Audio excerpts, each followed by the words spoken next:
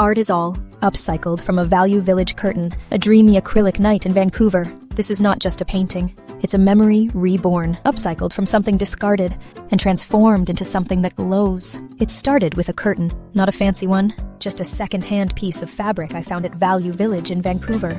It was soft, worn at the edges, covered in delicate blue roses that had likely hung in someone's living room for years. It was never meant to be a canvas, but the moment I touched it, I knew it had one more life left in it. So I brought it home, not to hide a window, but to open one. The first thing I did was gently wash it. As the fabric soaked, I imagined the hands that once touched it, the sun that once filtered through it. Then I let it dry by the window, and it fluttered as if it remembered the breeze. I spread it across my studio table, and there it lay, like a quiet invitation. I didn't stretch it tight like a traditional canvas. I wanted its wrinkles, its folds, its age to stay visible. It had already lived a life.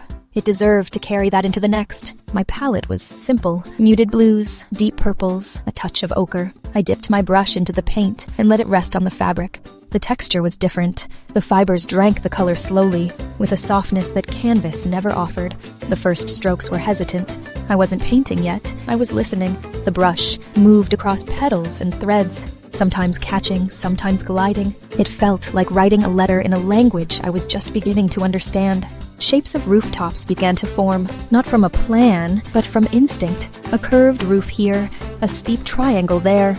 Then windows, always the windows. I used a smaller brush to add details. Thin lines, soft shadows, golden light poured from imagined homes. Some windows stayed dark. Not every home is always lit. As I painted, the room filled with a quiet rhythm, the rustle of fabric, the whisper of bristles, the occasional sigh from my chest, as a line turned out just right. The blue roses peeked through everything. I didn't hide them. I wove them into the sky, letting them drift like soft constellations.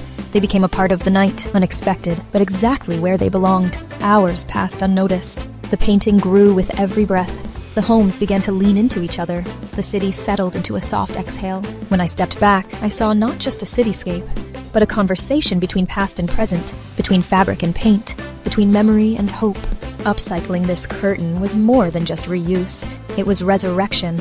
It was a promise that nothing and no one is too old to shine again. This curtain, once meant to block light, now holds it. This is Vancouver through my hands. A city asleep.